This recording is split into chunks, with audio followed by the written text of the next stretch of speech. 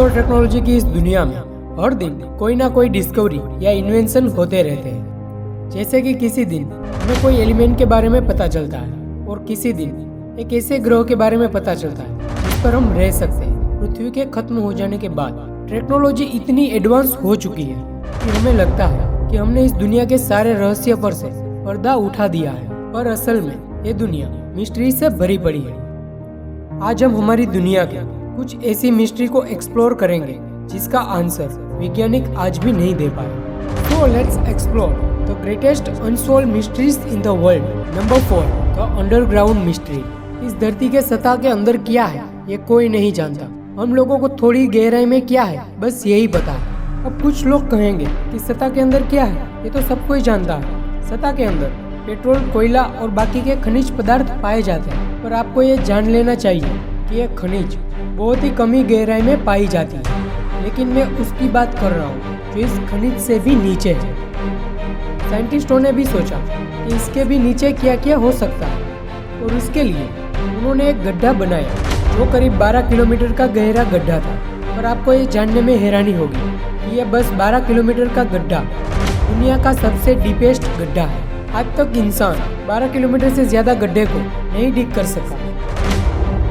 इस गड्ढे का नाम Kola super deep black hole है और ये रसिया में मौजूद है। और आपको ये जानने में हैरानी होगी कि इस गड्ढे को बनाने में करीब 26 साल का वक्त लगा था। तो कुछ लोगों के मन में एक क्वेश्चन आ रहा होगा कि इस गड्ढे को आगे क्यों नहीं खोदा गया, इसे सिर्फ 12 किलोमीटर तक ही क्यों खोदा गया।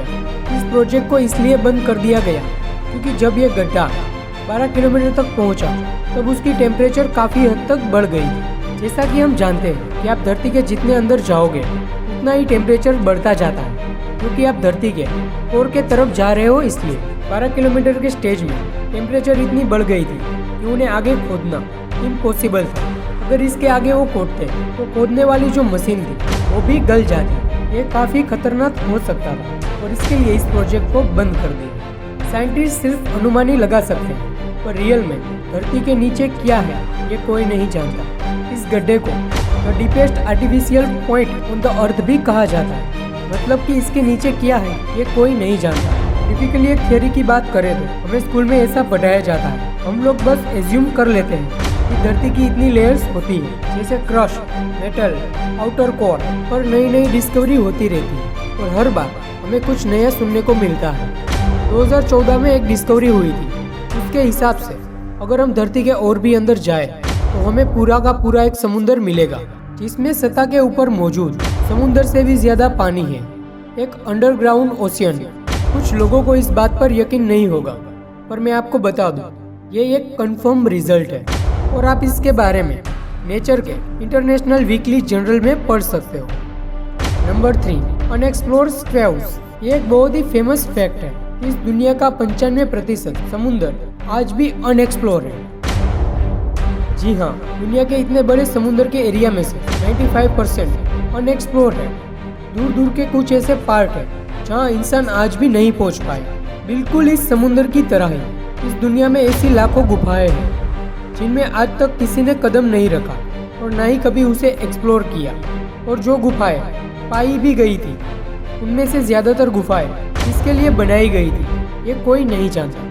नेशनल जियोग्राफी के एक रिसर्च के बेस पे ये अनुमान लगाया था कि बिल्कुल समुद्र की तरह ही इस दुनिया में जितनी भी गुफा है उनमें से 90% गुफा को हमने कभी एक्सप्लोर ही नहीं किया।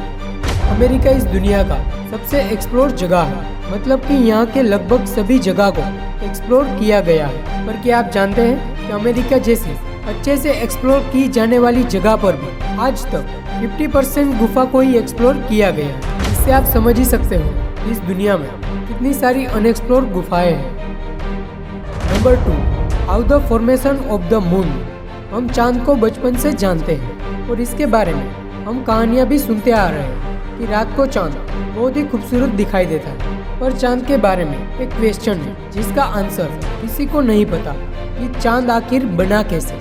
How the moon was formed. आप में से कुछ लोगों ने कई थ्योरीज के बारे में पढ़ा होगा, पर आप ये जान लीजिए कि वो जस्ट एक थ्योरीज है और थ्योरीज तब निकाली जाती है जब किसी भी चीज़ का एग्जैक्ट आंसर नहीं होता, तब उसके लिए थ्योरीज निकाली जाती है। कि शायद ऐसा हुआ होगा। इसे ही थियोरीज कहते हैं। चांद के फॉर्मेशन का सवाल भी बिल्कुल ऐसा ही है। हमारे पास इस क्वेश्चन के थियोरीज मौजूद है। चार्ल्स डार्विन के बेटे ने, जॉर्ज डार्विन ने एक थ्योरी निकाला था। उसने ये कहा था कि जब धरती नहीं थी तब कोई चांद नहीं हुआ करता था। इस समय धरती की स्पिनिंग की रफ्तार बहुत ही तेज थी। धीरे धीरे ये इतनी तेज हो गई कि धरती का एक हिस्सा स्पेस में चला गया और ग्रेविटी के चलते वो टुकड़े आपस में जुड़ने लगे और एक गोलाकार ऑब्जेक्ट बन गए जिसे हम चांद कहते हैं। और जब ये पार्ट धरती से अलग हुआ तब धरती की स्पीड नॉर्मल हो गई। दूसरी थियरी से कहती है कि चांद कहीं और फॉर्म हुआ था और किसी समय ये धरती के करीब से गुजर रहा था। तब धरती की ग्रेविटी इतनी ज्यादा थी कि धरती ने इसे पकड़ लिया और आज तक चांद धरती के चक्कर काट रहा है। और सबसे popular theories giant impact hypothesis ये कहती है कुछ लाख साल पहले कोई बड़ा एस्ट्रोनॉइड धरती से टकराया था। इसी के चलते धरती का कुछ हिस्सा बिखर गया और वो आपस में मिलकर मून बन गया। अब आप ये सोच रहे होंगे कि ये थियोरीज तो आपस में मैच ही नहीं करती। कोई कहता है कि मून ऐसे फॉर्म हुआ था तो कोई कहता है कि मून ऐसे बना था। तो मैं आपको बता दूं कि साइंस ऐसी ही है। अनएक्सप्लोर चीज़ों में जस्ट थियोरीज ही होती है। और मून कैसे बना ये आज तक एक अनसुलझा रहस्य है। सिर्फ थियोरीज को मान के हम अपने आप को मना सकते हैं कि शायद मून ऐसे बना होगा, पर रियल में इसका कोई एग्जैक्ट आंसर क्या है ये किसी को नहीं पता।